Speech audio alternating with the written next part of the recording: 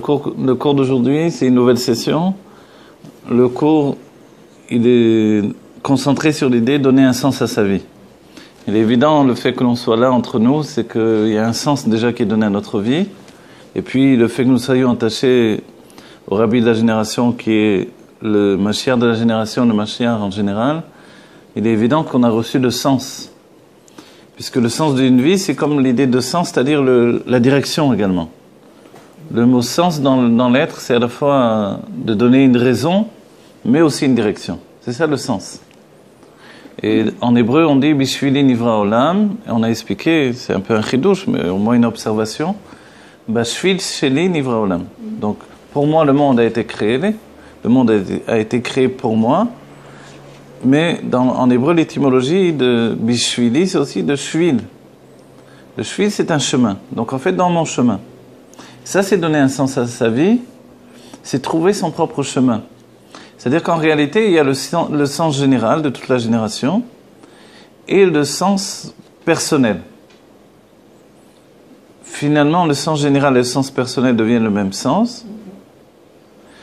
Et en réalité, le but, c'est d'arriver à une finalité. Et c'est ça la grande question. Le Rabbi a mis en avant la psychologie de Frankel par rapport à toutes les autres psychologies parce qu'elle était basée sur l'idée de donner un sens à sa vie. Les autres psychologies étaient basées sur d'autres points, on va dire d'autres fers de lance, d'autres moyens de lutter. Ici, donner un sens à sa vie, c'est une intention profonde. Et chez Frankel, c'est même dans l'idée, si quelqu'un doit quitter la vie, il a besoin auparavant de trouver un sens à sa vie. Pour lui permettre de se préparer même à aller vers une autre vie. Ça, c'est l'idée de Frankel. Donc, il est évident qu'au quotidien, si j'ai pas de sens dans ma vie, je vis dans un désarroi. Et c'est également basé sur l'idée que dans les dernières générations, ici, on parle de génération au sens commun. Alors, les gens sont rentrés dans un vide existentiel, lequel est comblé finalement dans le monde de Esav, dans le monde européen, par on va dire une fébrilité d'informations, d'images, etc., des films. C'est-à-dire qu'il n'y a jamais assez d'effets spéciaux, jamais assez de surprises, jamais assez de crainte, de terreur, etc. On donne aux gens de vivre des émotions intenses qui vont remplir leur vie. Mais après le film, la vie peut être totalement vide. Donc c'est là où finalement on se rend compte qu'une personne elle ne peut pas non plus vivre une vie qui n'est pas la sienne. C'est-à-dire qu'on a beau voir les aventures d'un héros particulier, et c'est bien également, ok, de lire un livre, des livres par exemple, il y a chez Chabad, il y a les souvenirs du Lubavitcher Rebbe, du Rabbi Rayatz, qui rapporte les souvenirs qui sont rapportés finalement par l'Admor HaZaken et qui viennent de l'époque du Baal Shem Tov. On voit toute l'histoire des premiers chassidim. Évidemment, c'est beau de suivre tout ça à travers le héros qui était le père de l'Admor HaZaken, Rabbi Baruch, et comment il découvre les choses, etc., etc. Donc de les suivre de cette manière-là, c'est aussi s'identifier à une autre personnalité. Ça s'appelle dans la psychologie le transfert. Le transfert, c'est un moyen qui permet de vivre les choses en étant également à l'intérieur des choses, mais en étant spectateur. On va citer que quand il est possible de faire ce qu'ils appellent un retour en arrière dans les vies passées, ou un retour en arrière dans cette vie présente, par rapport à une hitbonenut, ou par rapport à une dvekut, ou par rapport à une hypnose ou semi-hypnose, il y a deux états de perception. À la fois de vivre la chose de l'intérieur, et à la fois de voir la chose de l'extérieur en tant que spectateur. On va citer à nouveau également un autre point. Chez les Nevi'im, lorsqu'ils reçoivent leur névoie, ils la reçoivent également de deux aspects. La névoie qui est vécue de l'intérieur de la personnalité, avec tous leurs sentiments, leurs émotions intenses, et également la névoie qui est vécue au même moment comme un spectateur. C'est-à-dire que quand le navire reçoit sa névoie, il reçoit également les kélim pour ensuite la transmettre. Les réceptacles de transmission sont donnés en même temps. Donc il y a les deux aspects. Et dans notre vie, on a ces deux aspects, ces deux situations. Et c'est pour ça que Dieu nous a donné en nous Chokhmah et Bina. La Chokhmah qui, elle, est capable de voir les choses de l'extérieur. Et la Bina qui vit les choses de l'intérieur. La Bina qui panique, la Chokhmah qui observe tranquillement. Et qui sait bien que ça ne sert à rien de paniquer. Pourquoi? On va dire comment elle sait bien. Elle sait bien parce qu'elle est à l'extérieur. Et que mi anolad aroet anolad, elle sait bien que quand on engage son pied dans ce chemin-là, c'est toute la définition d'aller dans un chemin, de prendre ce sens-là plutôt qu'un autre sens. Donc que ce soit physique, géographique ou intellectuel ou sentimental, etc. Finalement, en mettant le pied dans ce sens-là, la Chokhmah, elle dit, voilà ce qui va arriver. Et quand elle n'est pas capable de prédire ce qui va arriver, alors la Chokhmah panique. La Chokhmah panique quand elle n'est pas capable de fixer, en fait, une vision sur les événements. Et ça, c'est l'Aïtpalou de la Chokhmah qui est, à ce moment-là, les sentiments de la Chokhmah. Ça s'appelle, comme on l'a vu dans le dernier cours, ça s'appelle Israël Saba. Dans Israël Saba, il y a cette définition finalement de l'incompréhension. Et c'est aussi un lien avec la Bina. Dans ce cas-là, si la Chokhmah n'est pas capable d'elle-même de concevoir ce qui va arriver, à ce moment-là, elle a besoin de la Bina. Donc on comprend bien que Dieu a mis dans la Chokhmah un besoin de la Bina. Autrement, il n'aurait jamais besoin de la Bina. Si toutes les fois il serait capable de prédire à l'avance ce qui va se passer, alors, a priori, dans son être profond, il n'aurait pas besoin de la Bina. Mais puisque Dieu nous a fait deux cerveaux, puisque Dieu a voulu qu'il y ait un couple, un homme Chokhmah et une femme Bina, alors c'est que finalement, on fonctionne avec les deux. Mais c'est vrai que la Chokhmah temporise et tranquillise. Le cerveau du côté droit, il est froid et humide, c'est la nature de l'eau. Et la Bina, elle est enflammée. Comme elle est enflammée, elle est au sein même des flammes, c'est-à-dire au sein des événements. Donc elle n'a pas de recul. Donc elle vit toutes les choses au premier plan. Donc en fait, donner un sens à sa vie, c'est trouver le sens qui me correspond également. C'est-à-dire que donner un sens, c'est quelque chose de très klali, de très général, qui peut satisfaire la Chokhmah, mais qui ne peut pas satisfaire la Bina. C'est-à-dire qu'on a dit à la Bina, voilà, la notion générale, c'est ça. Pour notre génération, recevoir la face du Mashiach. La Chokhmah, ça lui suffit. La Bina, elle panique en fait. C'est là où la Bina panique. Ça veut dire quoi? Qu'est-ce qu'il faut faire? Dans ce sens-là, évidemment, la Chokhmah ne peut pas lui transmettre l'explication. Donc la Bina doit la trouver toute seule. Vous avez compris l'état d'esprit? Et c'est là où nous fonctionnons de manière différente les uns des autres. Mais chacun doit découvrir son chemin. Et son chemin, il doit s'adapter aux deux facettes de notre intellect, qui est à la fois la Chokhmah et la Bina. La Chokhmah, voir une vision d'ensemble et comprendre que de ce point de perspective, il va découler ça et ça et ça. Comme on l'a dit assez souvent, ça rend la Chokhmah très fainéante. Elle n'a pas très envie de s'engager, parce qu'elle voit déjà d'avance tout ce qui va sortir de chacun des pas qui est mis en avant. Vous imaginez, vous faites un pas, et il y a une lumière qui s'allume, et vous voyez, comme pour un GPS, vous voyez tout le chemin qui est mis en place. C'est quoi, de la prophétie? C'est pas de la prophétie, c'est une sorte d'intuition. Ouais, d'intuition au niveau de la vision. C'est-à-dire que si la Chokhmah a des éléments de vision sur lesquels s'attraper, elle saura toujours ce qui va advenir des choses. Et c'est ce que les sages ont dit. Mi achacham arouet anolad. Maintenant, on accède plus ou moins à notre Chokhmah. Les hommes n'y accèdent pas beaucoup, certains autres y accèdent de plus en plus, etc. Mais on sait aussi que la femme est dotée d'une intuition très développée quand même. C'est quoi? Alors voilà, ce que l'on appelle l'intuition féminine, donc ça s'appelle le Bina Etera Natna Laïcha, c'est le fait de construire pierre par pierre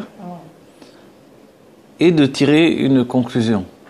Ah, donc l'intuition féminine, c'est pas ce flash que l'on peut avoir. Non, le flash c'est la chokhma. Et en fait, féminine. Oui, bien sûr, l'homme et la femme ont les deux côtés, bien sûr. C'est pour ça on parle à la fois d'homme et femme de manière identitaire entre l'homme et la femme. Mais homme et femme en nous, c'est aussi chokhma et bina. Et on a chacun personnellement, j'ai ma chokhma, j'ai ma bina. J'ai ma chokhma qui définit comment les choses vont se dérouler. Donc la plupart du temps, elle dit, pourquoi on va se faire une prise de tête, pourquoi se fatiguer, pourquoi s'engager, regarde. Regarde tout ce qui va arriver. Shev velo ta'aseh. Shabbat, il est chokhma. Shabbat, c'est Shev velo ta'aseh. Assis-toi, ne fais rien. Ça ne pourra pas être pire que c'est maintenant, ça ne pourra pas s'améliorer. Ça, c'est l'idée de la chokhma. Donc, essayons de nous arranger avec ce que l'on a. Donc, quand les sages nous disent « Mi ashir asamer bechelko », ça peut parler qu'à la chokhma en vérité. La bina, elle, sa ashirut, son cher, sa richesse même, elle ne vient que de la itaskut. Elle fait. Elle a l'impression que itaskut, ça veut dire... voilà, son investissement dans la chose. C'est-à-dire, elle croit, par exemple, quand elle met une omelette sur le feu, elle croit que si elle ne retourne pas toutes les 2 secondes, ça ne cuit pas. Voilà. C'est pour dire au côté tachles. C'est-à-dire, dans la vie, elle croit que si elle n'est pas tout le temps en train de... rien qui se fait. Parce que les choses prennent du temps. La chokhma dit, mais non, si tu fais ça, tu mets, comme dans le shachmat, voilà, dans le jeu des échecs, tu as mis ce pion, t'inquiète pas. Tu vas voir maintenant, ils vont tous se positionner par rapport à ce pion. Oui, mais ça prend du temps. Oui. Alors la bina, elle croit que si elle agit, ça va faire plus vite, très souvent. En fait, ça a pris le même temps que la chokhma l'avait défini, mais elle a fait quelque chose, donc elle s'est sentie utile, elle s'est sentie en action. Donc on va dire que c'est ce point qui différencie essentiellement la chokhma de la bina. C'est pas l'action physique encore, qui vient de la malchut, mais c'est l'action intellectuelle. D'accord ? L'action intellectuelle, elle peut entraîner la hitpa'alut de la bina. L'émerveillement, c'est dans le bon sens, mais le fait d'être affolé, l'affolement. La hitpa'alut, c'est s'affoler également. Affoler, ça vient de poil. Vous voyez, le mot affolé en français, il vient de poil finalement. Donc le poal, ça veut dire le verbe. Le verbe, c'est l'action. Donc il y a une action qui fait que je m'affole. Mais chez chokhma, on s'affole quand on ne comprend pas. Quand on comprend pas. Ouais. La chokhma ne s'affole que quand elle ne comprend pas. Alors elle est affolée. Parce que c'est pas normal qu'elle ne comprenne pas. C'est en dehors, c'est un chemin inconnu et c'est insupportable pour la chokhma. Poser une question. Oui, une fois qu'on a repéré à l'intérieur de soi, même quand c'est bina, quand c'est rempli, on n'est pas fataliste à laisser les choses non, se faire. Voilà, exactement, parce qu'ils doivent fonctionner ensemble. Ils doivent fonctionner ensemble. Donc on peut dire à l'un ou à l'autre, calme-toi, ou à l'autre prend le relais. Oui, exactement. Est-ce qu'on peut avoir une voilà. action, une maîtrise. Alors voilà, c'est vrai que quand on s'affole, par exemple, dans chokhma ou dans bina, on va dire, d'un côté ou de l'autre, c'est qu'on est plus tendance chokhma ou plus tendance bina. On le verra dans la définition, à quel moment tu t'affoles. Si tu t'affoles à l'avance, ça sous-entend souvent que tu es chokhma. Le moment venu, tu es calme. Le moment venu, tu veux ? Beaucoup plus calme. Mais ça, c'est pas dans les sentiments, ce truc-là. C'est pas les sentiments, en fait. Moi, je peux m'affoler quand je sais que je vais prendre l'avion. Une fois que je suis dans l'avion, bon, j'ai pas le choix, ça va. Mais d'où c'est bien ça ? C'est pas la chokhma. Non, c'est justement une définition de la chokhma. Parce qu'elle n'arrive pas vraiment à intégrer dans son être comment ça va se passer. Parce que voilà, elle a l'appréhension de ce moment-là. Elle n'arrive pas à avoir tous les éléments en main. Par exemple, pour l'avion, il y a beaucoup d'éléments qu'on ne peut pas contrôler selon la chokhma. On ne peut pas tout comprendre. On peut, oui. D'avion ou un problème de santé. De toute façon, ou quoi que ce soit dans la vie, que j'arrive pas vraiment à avoir tous les éléments. J'ai pas tous les éléments. Et en réalité, j'ai pas la vision globale des choses qui peut m'entraîner la tranquillité. C'est-à-dire que la chokhma, elle a reçu des cadeaux à l'avance. Ces cadeaux s'appellent anacha sikhlit, ou plus élevé, la reya, la vision. Elle voit les choses. Quand elle voit, elle comprend. C'est un cadeau empoisonné un peu, parce que si on ne comprend pas comment on fait. C'est là où la bina prend les choses en main. La bina, elle travaille pour comprendre. La différence entre chokhma et bina, c'est chokhma vit dans un état, on va dire, passif, si on veut. c'est une action différente, disons. Une action qui n'est pas basée sur l'aïtaskot à nouveau, c'est-à-dire le fait de mettre les choses en route. Et la bina, elle ne connaît que l'action concrète présente. Mais une action concrète dans l'intellect. C'est-à-dire, il y a deux choses. Quelqu'un prend un sujet de la Torah, par exemple. Le chacham, lui, il a compris tout de suite. Ok. L'autre qui vient et qui est bina, mais je comprends pas, là, il faut regarder, il y a des difficultés, il y a des questions, etc. Viens, on va trouver, viens, on va... Il ne comprendra qu'au bout de tout ça. Mais en fait, au bout de tout ça, qu'est-ce qui s'est passé? La bina a rencontré la chokhma. Ça a pris tout ce cheminement-là pour que la bina arrive au point de départ, qui est la chokhma. On va dire alors, pourquoi on met en avant l'intuition féminine ou bina etera natna laïcha? Alors, bina etera, ça veut dire qu'elle a une bina supplémentaire. Donc, c'est clair qu'elle a une bina supplémentaire. Mais c'est peut-être pas une qualité par rapport à la chokhma. Parce que la chokhma était déjà là. Vous vous rappelez, comme j'avais dit une histoire dans la chassid de Pologne, le chassid de Pologne qui voit le fils du rabbi très jeune qui va prendre la place de son père, et lui c'est un vieux chassid. Donc il rigole bien de ce petit jeune là qui va devenir rabbi. Donc il se dit, qu'est-ce qu'il va nous apprendre, qu'est-ce qu'il va... Et le jeune lui raconte une histoire, et lui dit, il y a un homme qui a travaillé des années pour monter sur la montagne, vous vous rappelez? Arrive, et puis c'est l'aboutissement de sa vie, il arrive sur la montagne, il voit là-bas un jeune homme installé. Il dit, qu'est-ce que tu fais là? Il dit, moi je suis né ici. Et ça c'est le point de différence. Vous voyez, je suis né ici, c'est-à-dire que je suis déjà là. On va dire alors, c'est quoi la grandeur de la bina par rapport à la chokhma? On dit psimiut bina, psimiut atik. C'est qu'une fois que la bina atteint la chokhma, elle la dépasse. Et ça c'est, pour ça, une fois que la bina atteint la chokhma, elle commence par la dépasser. Enfin, elle termine par la dépasser. Pourquoi? On le voit dans les textes où il nous est dit que Eshet Rei la Teret Baala, elle devient le keter de son Baal. Et pourtant, il reste le Baal. C'est-à-dire qu'elle doit d'abord arriver à cette fusion avec la chokhma pour atteindre le niveau de keter. Autrement, elle ne peut pas atteindre son niveau de keter. De pnimiut atik, et dans atik seulement, elle est menuteket. Menuteket, c'est-à-dire qu'elle est séparée du problème, enfin. Comprenez le cheminement? Et ça, c'est le sens, on va dire, non plus dans l'idée juste générale de donner un sens à sa vie, qui peut satisfaire que la chokhma, mais dans l'idée, qu'est-ce qu'on fait? Voilà, j'ai un sens, amener la Géoula, mais qu'est-ce qu'il faut faire? La bina a besoin de comprendre. Et pas seulement une fois, elle a besoin de comprendre de nouveau, et de nouveau, et de nouveau, et de nouveau. Cette notion de comprendre de nouveau, elle est comme en fait, comme le fait de vouloir unifier son état d'activité avec la tranquillité de la chokhma. Ça, vous comprenez un peu l'image d'accord? La chokhma, vous avez posé déjà la question la semaine dernière, elle est déjà prédéfinie en ce sens où on a une quantité ou une qualité de chokhma dont on arrive. On ne peut pas la modifier. Par contre, Bina, on peut modifier, on peut agir sur Bina, on peut... Voilà, Bina, elle est l'action intellectuelle.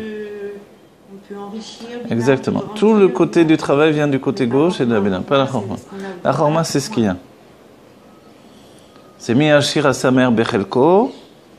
Donc là, on va dire, le Pirkei Avot, il parle aux hommes dans la chokhma. Donc se tranquilliser. C'est vrai qu'un homme, une petite baraque pourrie, avec un morceau de pain et de fromage, il peut très bien vivre comme ça. Qu'est-ce qu'il y a? Quel est le problème? Et c'est vrai, il y a une histoire où quelqu'un va voir un homme qui est en train de pêcher, il dit, qu'est-ce que tu fais là, tu pêches? Elle dit, oui, je pêche, etc. Elle dit, mais tu sais, si tu partirais travailler, etc., tu gagnerais ça, etc. Et il lui dit tout ça, etc. Elle lui dit, et après, tu pourras acheter ça, après tu pourras ça. Et après, ben après tu auras du temps pour pêcher. Elle dit, ben voilà, moi je suis déjà en train de pêcher, laisse-moi tranquille. En fait, ça c'est l'état d'esprit, voilà. En fait, celui qui vient dire de partir, c'est la bina. La chokhma, elle dit, mais je suis en train de pêcher déjà. Pourquoi je vais faire tout ça pour faire ce que je suis en train de faire? Ça n'a pas de sens. Hein? Et c'est vrai que c'est mi ashir à sa mère bechelko, j'ai ça, voilà. Comme si on dit, tu dois faire une industrie de café pour pouvoir avoir un café le matin quand tu te réveilles. Parce que dans le pays où tu vas, il n'y a pas de café. Ah, ok, d'accord. c'est une histoire. Alors, je vais passer au thé. Oui. Mais la Bina, peut-être elle va rentrer dans l'aventure. Mais oui, c'est incroyable. En chemin, on va gagner beaucoup d'argent, etc. Et puis quand il a fini, le café, il n'est pas très bon. tout ça pour faire ce café-là. Donc, vous voyez, c'est-à-dire que... Mais en fait, en réalité, pour la Bina, s'il n'y a pas toute cette aventure, alors la vie, ça ne vaut pas le coup d'être vécue. Voilà. Maintenant, on va dire, alors, ok, et qu'est-ce que c'est la Bina, la Chokhma dans ce cas-là? Il y a écrit Mevin be Chokhma, be Chacham be Bina. Il y a bien un état de Chacham, c'est-à-dire c'est dans le Sefer Yetzirah, ces phrases-là. Mevin be Chokhma, bravo.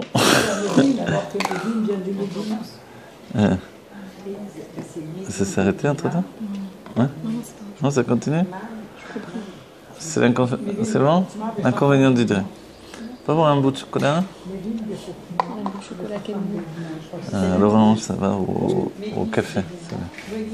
Alors, Mevin be Chokhma, c'est dans le Sefer Yetzirah, ve Chacham be Bina. C'est un des sujets de Chassidut important. Alors, Mevin be Chokhma, on a compris, c'est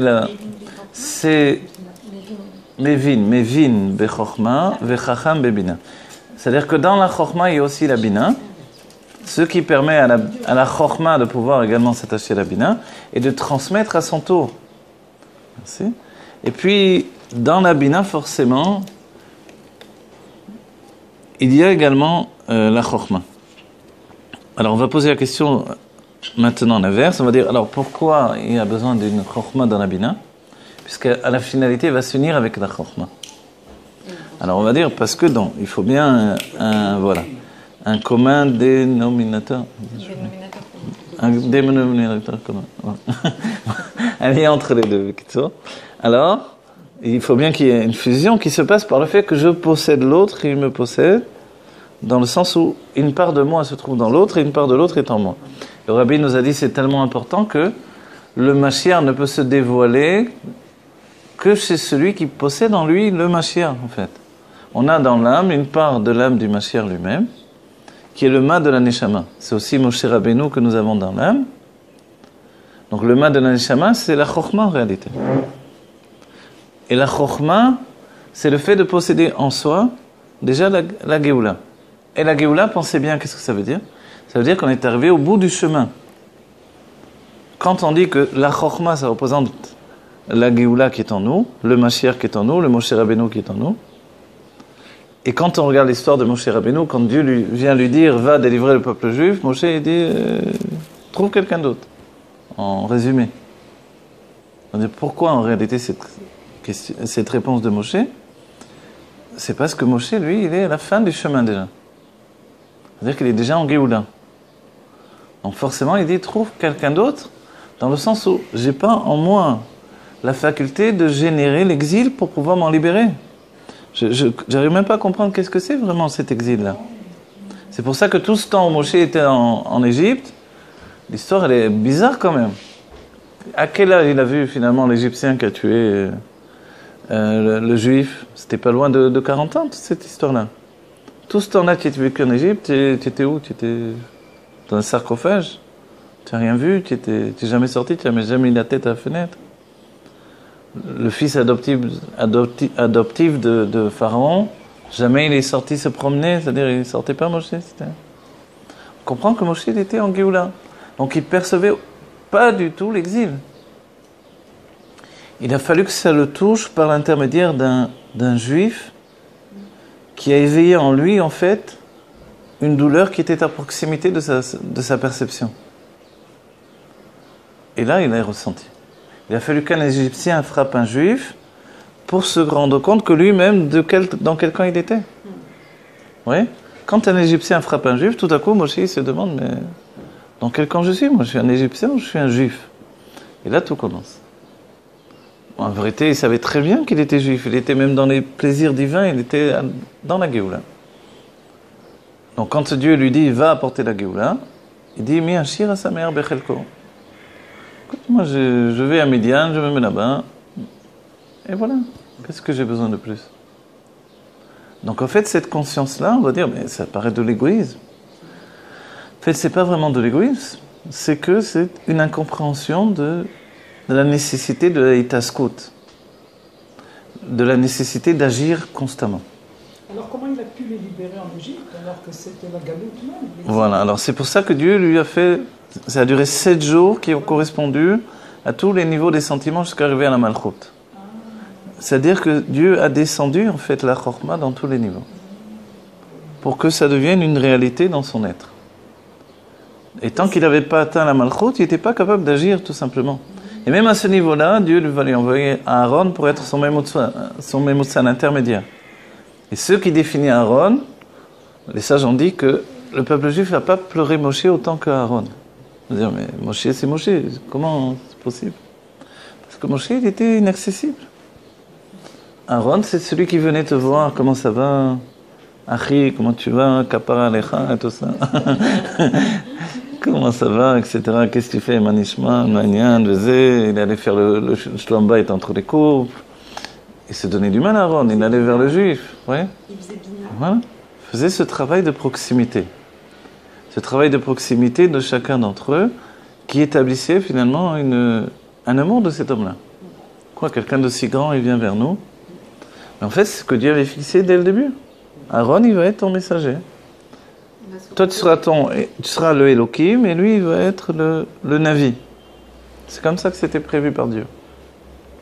Donc Moshe, il est en dehors de la Tmouna. Et tous les moments, on voit, dès qu'on lui demande un peu trop de Hitaskut, c'est-à-dire quand le peuple juif en arrive à demander de la viande, Moshe, il tombe des nues. C'est-à-dire que ce n'est pas une réalité qu'il a en lui. Quand on voit Moshe qui panique, qui s'énerve, etc., c'est parce que finalement, c'est une Shfirat HaKelim. Cette Shfirat HaKelim dans la Chorma, c'est quand la Chorma regarde de tous les côtés et ne voit pas. On l'a vu plusieurs fois chez Moshe, on dit il ne comprend pas. Quand Dieu a jeté la menorah, parce que Dieu lui a demandé de faire une menorah avec tous les détails, mais en même temps de la tailler en un bloc. Moshe dit, comment on peut tailler en un bloc avec tous ces détails-là? Ça paraît très difficile de faire ça. C'est-à-dire, en réalité, ça définit exactement la situation. Moshe Chorma, un bloc, je veux bien, mais faire des détails dans un bloc, c'est-à-dire de rentrer dans la bina, dans les petits détails, c'est trop compliqué. Alors Dieu lui jette dans le feu et il voit. La lune, la même chose. La lune, de savoir exactement. Il jette l'or dans le feu et la menorah est sortie toute seule. Toute prête? Toute prête, ouais. Je crois que c'était... Parce que Moshe, il était... Non, la menorah, non. Et en fait, ça définit la menorah, ce sont les 6, voilà, avec la 7e, les 6 mesures de sentiment et leur dévoilement. Donc c'est exactement comme les 7 jours que Moshe est descendu à nouveau. La même chose la lune. Pour faire le Kiddush HaChodesh, qui est toute la sagesse du peuple juif finalement, dans savoir définir le temps, Moshe n'arrive pas à comprendre exactement. C'est bizarre quand même. C'est-à-dire, c'est là où on définit quand est-ce qu'on sait qu'un sage il a atteint un niveau élevé, quand il est capable de fixer le temps lui-même, de faire un calendrier. Alors, on va dire Moshe, le premier qui donne la Torah, il n'est pas capable, et Dieu doit lui montrer exactement, la lune elle est comme ça, c'est Rosh Chodesh. Parce qu'à nouveau, c'est un rapport entre Chorma et Bina. Cette définition entre Zeir Anpin et la Malchut, sous-entendu le masculin et le féminin. Deux notions totalement différentes. Et Moshe, à nouveau, il a du mal. Il faut que Dieu lui montre. Pourquoi lui montrer ou lui donner carrément? Parce que là, la chose, elle est absolue. Et c'est comme ça que fonctionne Moshe. Ce qu'il voit, c'est ce qui est. Il ne voit pas, il ne sait pas. Oui. Il ne voit pas, il ne comprend pas, il ne sait pas la chose. Il peut ne pas voir. Il peut ne pas voir, la preuve. C'est que la lune était incapable de définir quand était le moment de Rosh Chodesh. Si nous, on ne savait pas, la première fois, on nous dit, tu feras Rosh Chodesh, mais au départ, c'était à la rayère, c'est-à-dire qu'il fallait regarder la lune et dire, c'est Rosh Chodesh. C'est pas facile en vérité. C'est-à-dire aujourd'hui, quand c'est Rosh Chodesh, moi, je regarde la lune, je me dis, tiens, la lune, elle est comme ça. C'est après coup, parce que le Rosh Chodesh a été fixé. Mais si c'est moi qui devais fixer le Rosh Chodesh, c'est pas évident. De savoir exactement quand elle est prête. Vous voyez?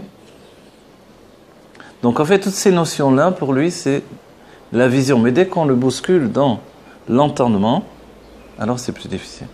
C'est pour ça qu'il y a la différence entre la vision que lui a donnée Hachem de la réalisation, de la concrétisation du Beth Amikdash, le fait que Betzalel, lui, il l'a fait dans l'autre sens, ça vient de ça aussi. Ça vient de ça aussi, exactement. Betzalel, lui, sa définition, c'est la tvuna. La tvuna, c'est, vous vous rappelez, ce sont les sentiments de la bina. Voilà. On appelait ça un tavnit. Donc il fait des boîtes. Il ne se casse pas la tête d'un certain point de vue, entre guillemets, pas dans le mauvais sens. Je veux dire, il sait que En Chadash Mitachat Hashemesh, on a étudié la dernière fois, il faut faire des systèmes. On fait des systèmes, des boîtes, et on fait tout le Beth Amikdash comme ça. Mishkan, une boîte, Aaron HaKodesh, une boîte, que des boîtes les unes à côté des autres. Oui. Et finalement, ça marche, ça fonctionne. On rajoute des barres à ces boîtes pour les transporter, et c'est fini. C'est-à-dire qu'il part du plus petit et il va vers l'extérieur, alors que Moshe voulait partir de l'extérieur et aller vers... Alors non, vous vous rappelez, on va dire comme ça, c'est bien ce que vous dites. Voilà, on va dire, vous vous rappelez, Moshe avait dit à Betzalel, fais les kelim, et après tu feras le Mishkan. Voilà. Betzalel a fait d'abord le Mishkan après les kelim. Et il a dit à Moshe, si j'aurais fait les kelim d'abord, je les aurais mis où? Donc j'ai fait le Mishkan pour mettre les kelim dedans. Et Moshe a dit, tu as raison. Il a dit comment tu étais à l'ombre de Dieu quand il m'a dévoilé. Moi, je t'ai inversé les choses. Alors, il faut comprendre aussi pourquoi Moshe a inversé les choses. Parce qu'il y a un rapport, Moshe par rapport à lui-même et Moshe par rapport aux autres, c'est comme un sujet de la réflexion, le miroir inversé. C'est le passage de Chokhmah à Bina. Et pour communiquer avec les autres, il est obligé de passer par la Bina. C'est à ce moment-là où les choses s'inversent. Donc finalement, il a renversé les choses. Et c'est assez curieux, on va dire. Comment il a inversé, c'est une grande différence. Oui, ça interpelle. Eh oui. Et c'est vrai qu'il aurait fait les kelim Betzalel, ils auraient mis où en attendant? On dit, bon, ils auraient mis dans une tente. Non, mais Betzalel, à ce moment-là, c'est qu'il avait justement il n'était pas plus élevé dans le Chokhmah, mais il est dans la Tvuna. Et la Tvuna, il fonctionne par ce système. C'est-à-dire, d'abord, je fais une catégorie générale, dans laquelle je mets des détails les uns après les autres, Voilà. C'est-à-dire que c'est la différence entre la Bina et la Tvuna. La Bina, elle a la faculté de saisir les choses dans les détails directement. Mais c'est le sujet dans le sujet. Il faut avoir, on va dire, des épaules larges pour faire ça. Par exemple, vous parlez de Chassidut, mais dans la Chassidut elle-même, vous ne rapportez pas maintenant des exemples, etc., etc. Et les exemples vont venir après. Mais vous saisissez le sujet de plein fouet. Donc quand on parle du divin, c'est un niveau où vous saisissez le divin Maintenant, tous ceux qui n'ont pas le niveau d'étudier à ce degré-là, ils devront entendre qu'ils descendent les choses par des exemples, etc. Vous voyez? La Tvuna, elle fonctionne différemment. Elle fait directement une structure de dévoilement. Par exemple, elle se dit, bon, les personnes là, si je leur parle comme ça, ils ne vont rien comprendre. Alors, je dois leur parler un langage qu'ils comprennent. Je leur donne un langage défini. Maintenant, tout ce que je vais leur expliquer, c'est par ce langage-là. Vous voyez? Ça, c'est la Tvuna. C'est une boîte. Toutes les informations de la Bina rentrent dans une boîte. Excusez-moi, Rav Korban, alors là, au niveau des Rebbeim, quel a été le rajout qui s'est fait, étant donné qu'ils sont comment on va dire, la continuation de la Neshama de Moshe, ou la Pashut de la Neshama de Moshe en chacun d'eux. Qu'est-ce qui s'est fait par rapport aux Rebbeim depuis le Admor Azaken jusqu'au Rabbi Melech HaMashiach? C'est quoi ce rajout qu'il y a eu? Alors, voilà, je vais vous dire. Les sages nous disent dans le Midrash que il a été donné à Moshe de voir toutes les époques. Okay?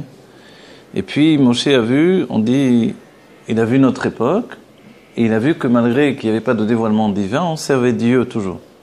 Comme on servait Dieu, il a tiré de ça un avin.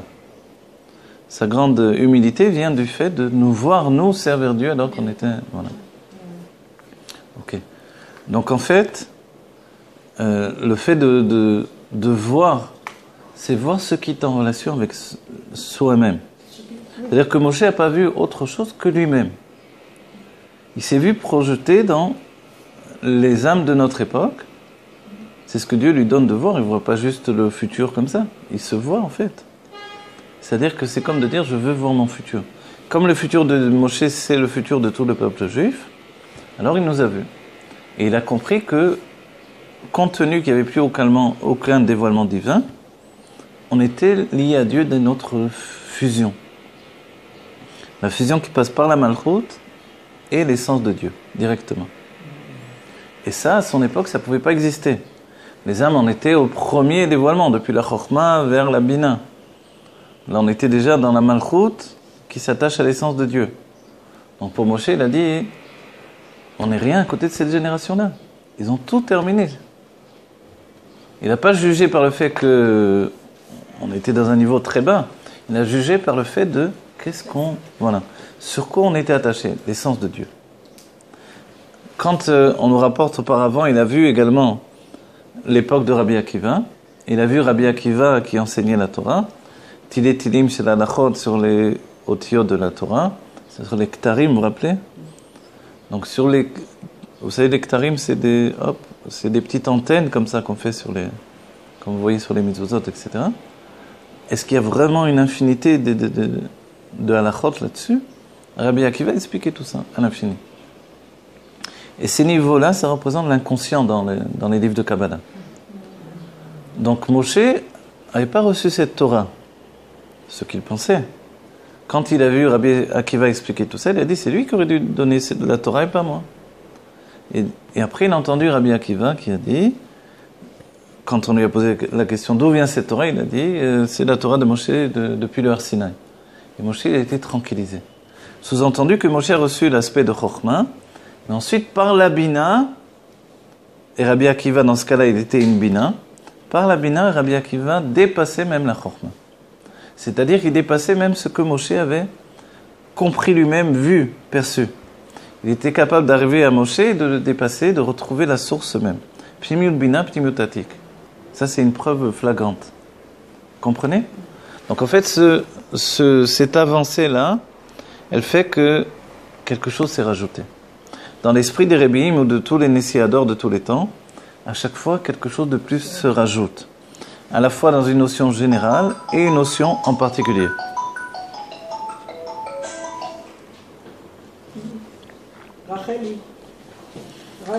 Ça va? Bon, ça me fait voyager.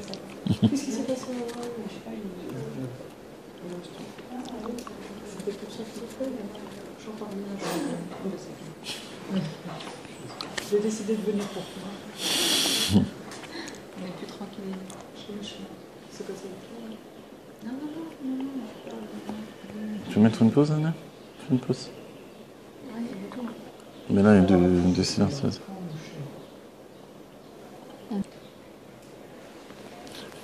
Ok. Alors voilà. Donc ce que les Rebbeim ont rajouté, c'est une redéfinition de toute la Torah Chassidut, laquelle elle-même vient faire briller la Torah par le dévoilement de Pnimiut Atik, c'est-à-dire de la lumière inconsciente, de la lumière de l'âme, de la lumière qui vient au-delà de l'enchaînement des mondes, de l'enfermement des mondes. Donc la Torah est éclairée par une lumière de liberté. C'est ça l'idée de la Chassidut. Libérer la Torah de son aspect d'enfermement. Parce que la Torah porte aussi un aspect d'enfermement. Ne serait-ce que parce que Moshe lui-même a été mis de caché, a eu des difficultés à transmettre cette Torah, qu'il a eu des difficultés à vouloir et accepter de le faire.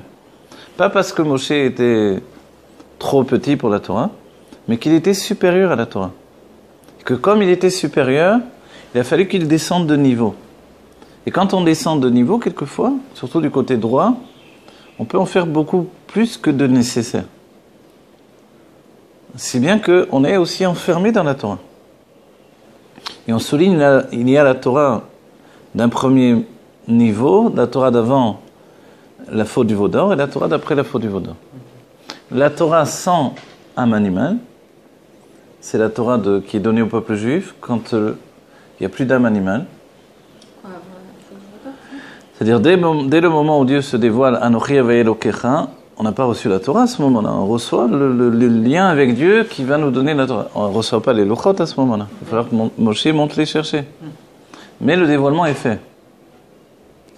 Le dévoilement qui inscrit le juif en tant qu'âme divine soudée au corps. Donc dès ce moment-là, dès ce dévoilement de Anochi Havai Elokecha Velo Yelecha Elokim Acherim, On peut dire qu'Anochi Havaye Elokecha, je suis l'Éternel ton Dieu, c'est le dévoilement de l'âme divine. Velo Yelecha, la négation, elle touche le corps. Tu n'auras pas d'autre Elohim. C'est-à-dire que dès ce moment-là, le corps, il n'accepte pas d'autre dévoilement divin que celui de l'âme divine. Alors qu'il y avait d'autres forces en action dans le monde. Ça, c'est ce que ça veut dire. Parce qu'on peut se dire, qu'est-ce qu'il a Dieu de parler de ça? Puisqu'il se dévoile. Quand je vois Dieu, j'ai pas envie d'aller choisir autre chose. Anochi Havaye Elokecha, c'est terminé. Quel rapport de dire Velo Yelecha Elokim Acherim? Oui. C'est de la petite monnaie, on va dire. Quoi? Des statues, des quoi? En fait, ça c'est le message pour le corps. Le corps, il doit accepter maintenant l'âme divine, ce dévoilement divin-là uniquement. Et pas d'autres dévoilements divins qui vont passer par d'autres sources et d'autres chemins. Et ça, c'est aussi pour le corps, donner un sens à sa vie, et pour l'âme, donner un sens à sa vie. Pour l'âme, ça a été de s'investir dans le corps, et pour le corps, ça a été de devenir un réceptacle pour l'âme. Donc en fait, la fusion se fait, et à ce moment-là, cette fusion, elle entraîne finalement une nouvelle entité qui n'existait pas. Après le Matan Torah. Voilà, après le Matan Torah, dès le moment de Matan Torah, c'est-à-dire la définition du juif pour l'éternité existe maintenant. Alors donnez-nous quelques mots sur le... On a parlé de la Torah du premier niveau. Oui, et la deuxième niveau. Ouais, voilà, j'y arrive. Voilà. non, c'est bien, vous suivez. Moshe, il est de ce niveau-là. Il est au niveau... Moshe, il est naturellement au niveau de la fusion, mais il est au-dessus de ça. Parce que Moshe, il est dans un niveau de Olam HaTohu. C'est-à-dire, en fait, Moshe est en relation avec le monde de Atik Yomin, avec le Keter. Donc Moshe, il est libéré. Simplement, il doit donner la Torah à des êtres qui sont enfermés. La meilleure chose à faire, c'est de les libérer à leur tour. C'est ce que fait Dieu. Dieu se dévoile, Anochi Miché Anochi. Je suis celui qui est, je suis l'essence. Et c'est moi qui ai envoyé les 10 Makot.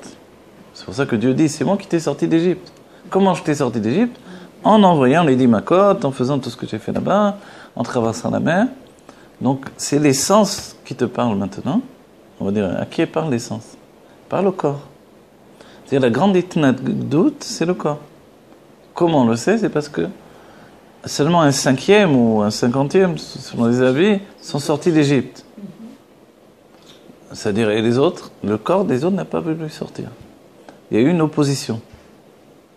Parce que les corps étaient ces mêmes corps qui étaient là au début du monde, dans la tour de Babel, et les corps des géants du début du monde, c'est les mêmes corps. L'essence est opposée à l'essence? Parce que, en réalité, l'essence ne reconnaît pas la lumière infinie, comme un véritable dévoilement. On peut pas, voilà. L'essence ne veut pas accepter la lumière infinie qui vient du monde de Hatzilut comme une source de dévoilement. Pour elle, c'est rien, c'est de la pacotille, si vous voulez. C'est une Néhara. Et Dieu vient annoncer des choses. Anochi Havaye Elokecha, donc je suis l'essence. Du coup, le corps ne peut qu'écouter à ce moment-là.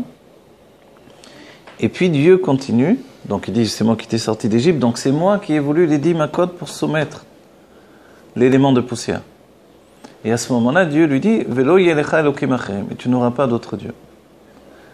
Donc l'idée, elle est, tu ne prendras pas maintenant d'autres sources de vitalité.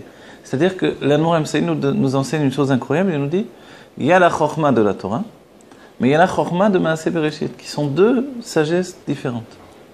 Il y a la sagesse de la Torah et la sagesse de la création du monde. Et dans le Torah Traim, au commencement, il nous laisse entendre que la sagesse de la création du monde est même supérieure à celle de la Torah. Et que finalement, le but, c'est de faire fusionner les deux. On va dire, comment elle peut être supérieure à la Torah? Parce qu'en réalité, c'est une sagesse qui est axée sur le Kohar Gvul Sheba Ein Sof, sur la limite, qui est plus puissante. Tandis que la Torah vient de l'autre côté, qui est le côté de l'infini. Le Kav Ein Sof, la lumière dévoilée, la lumière infinie. La Chokhma de la création, on peut la dire, si on schématise, que c'est le corps, et la Chokhma de la création. Alors voilà, la Chokhma de la création, forcément, elle parle au corps. Au corps. Si bien qu'il faudra le Rambam également pour attacher les choses, de dire d'aller du côté des bienfaits du corps et en même temps d'aller d'après la Torah. On va dire pourquoi le Rambam a besoin de nous dire ça, c'est évident. C'est pas évident parce qu'il y a une dualité. Aujourd'hui encore, on est dans cette dualité au quotidien. Ouais. Est-ce qu'on doit écouter les médecins ou est-ce qu'on doit se laisser aller à avoir la foi en Dieu uniquement? Oui, chez Breslev, par exemple, d'après Rabbi Nachman, si j'ai bien compris, en tout cas, le comportement de plusieurs Breslev, ils ont décidé de ne pas écouter les médecins, de ne pas aller d'après les médecins. Le plus possible. Si les femmes peuvent accoucher à la maison, elles le font également, etc. Le Rabbi nous a dit le contraire. Parce que le chemin des Nessiador, c'est de faire une fusion des deux. Non seulement tu iras voir un médecin, mais tu écouteras ce qu'il dit. Ça, c'est un chidouche, nous dirons. Et tu écouteras ce qu'il te dit. Voilà. Le médecin. Ouais. Alors il est où là, il est en Dieu, il est où là, à ce moment-là? Et tu sauras que c'est Dieu qui te guérit par l'intermédiaire du médecin, qui lui a donné la force de guérir. Voilà. C'est-à-dire que c'est toujours la même chose. On travaille, voilà. Je sais, mais c'est notre émouna. C'est la fusion entre le spirituel. Il y a un cli, c'est comme un médicament. On va dire, on ne prendra plus de médicaments. On prend le moins possible, mais quand on prend un médicament, on a la émouna, on a la foi que ce médicament me guérit parce que Dieu me guérit par l'intermédiaire de ce médicament. Mais aujourd'hui, Rav Korda, tous les démons sont faits et tout. On ne doit pas avoir justement cette pensée-là, dans ce cas? On doit évoluer véritablement, de plus en plus, mais s'il y a besoin, on prendra quand même. Oui. Si vous avez très mal à la tête, vous prenez quand même un acamol. Je sais pas, oui. Vous prenez quand même, vous n'allez pas rester 3 heures en attendant que ça passe, etc. Alors, gagner du temps pour être effectif. On n'a pas le temps tellement non plus d'attendre, de souffrir pour rien. Entre guillemets, parce que si je suis dans ce macon, je souffre plus. En réalité, mais voilà, il y a aussi une réalité. La réalité, on a dit qu'elle vient de l'essence et du choix de Dieu dans le Da'at Tarton. Donc ce choix, finalement, c'est comme la difficulté de Moshe dans tout ce que l'on dit ici. La difficulté de la Chokhmah, c'est qu'elle est dans le Da'at Elyon. Et que la Bina, elle tend vers le Da'at Tarton. Vous voyez? Donc la Chokhmah, elle n'a pas envie de rentrer dans le Da'at Tarton, forcément. Vous avez compris? C'est-à-dire qu'à chaque fois que la Chokhmah sort d'elle-même, elle rentre dans le Da'at Tarton. Quand on dit que la Bina est Yesh, c'est Da'at Tarton. Alors on traduit, le Da'at Elyon, c'est la conscience que tout est Dieu. Le Da'at Tarton, c'est la conscience que tout est ma perception, tout est moi. Et non milevado, et non milevadi. Si je ressens une chose, elle existe, je ne ressens pas, elle n'existe pas. Je vois quelqu'un, il est là, et je ne le vois pas, voilà, etc. Donc en fait, quand on voit, quand on entend, la preuve, il se peut qu'il s'est passé une chose très grave dans le monde, et je ne suis pas au courant, tout va bien pour moi. Entre guillemets, tout va bien ou pas, mais j'ai rien à voir avec ce problème-là. Tout à coup, on me l'annonce, et je porte en moi ce problème. Donc on voit que c'est seulement ma perception de la chose qui fait le problème. De là, la faculté qu'il y a dans l'homme d'être dans un problème et de se déconnecter du problème. Ça s'appelle la chokhmah. Oui? Ce que les femmes souvent reprochent aux hommes, entre nous. Le fait la femme a l'impression que l'homme ne s'investit pas dans le problème. En fait, il s'investit à sa manière à lui. Il s'investit pas. Non, il s'investit, mais d'une certaine manière, avec un pas en arrière. Il s'investit, mais il n'a pas mis son date. Voilà. Il ne peut pas mettre son date parce que sinon il est fini. C'est-à-dire qu'il n'est pas dans le problème comme la femme avec la faculté de s'en sortir. Lui, il est dans le problème et il est cuit, il est fini. Il perd tous ses moyens. Voilà. Donc c'est le seul moyen qu'il a, c'est de rester attaché à sa chokhmah. Et on le voit, les hommes qui sont rentrés dans la problématique du monde, ils ne s'en sortent plus. Ils sont plus capables d'avoir un aspect de chokhmah, de tranquillité. Parce que cet aspect de l'homme dont on parle, on va dire, mais regarde les hommes, ils ne sont pas du tout comme ça. C'est vrai que de nombreux hommes ont perdu le stade de la chokhmah. Alors ils ne s'en sortent plus, ils sont comme des fous. Certains utilisent des drogues ou de l'alcool ou des si pour avoir une échappatoire. Mais en réalité, ils sont en train de dire, je veux retourner à ma chokhmah. Retourner à la chokhmah, c'est ça. Comme ils ne sont pas capables de le générer par l'étude, par un retour sur eux-mêmes, par une réflexion, par l'écriture, vous voyez, des tas de choses qui peuvent. L'étude, évidemment.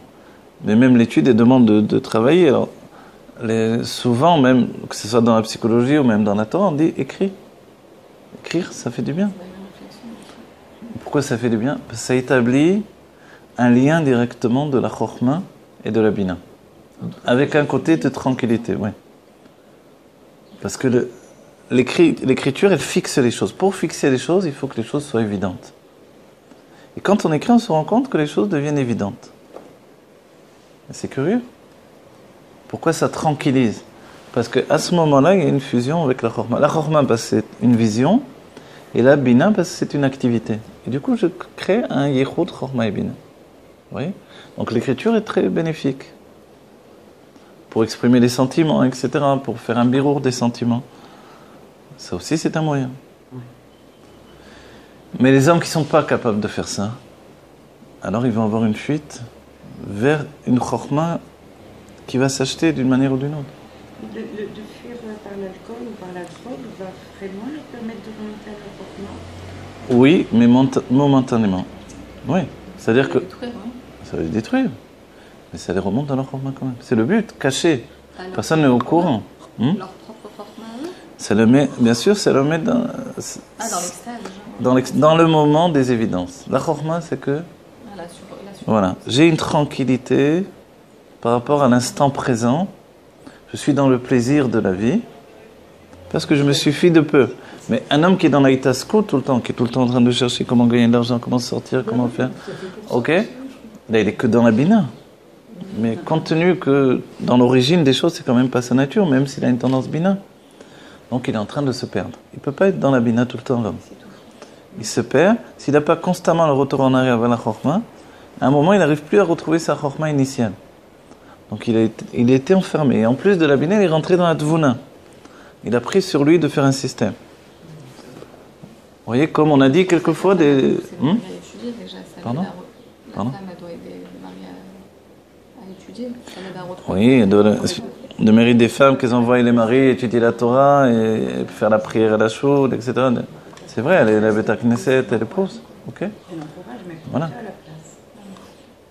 Mais ce qu'il vit de l'intérieur, ça, elle ne peut pas le contrôler. Et ce qu'il vit de l'intérieur, c'est ça son établissement.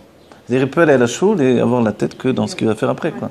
Il lit ce qui est écrit. Non, alors, est-ce que la femme va trouver des moments de se connecter à des moments de chokhmah dans le khol, par exemple ou dans... Alors voilà, ce que Dieu a installé, c'est que le couple chokhmah et bina doit exister toujours.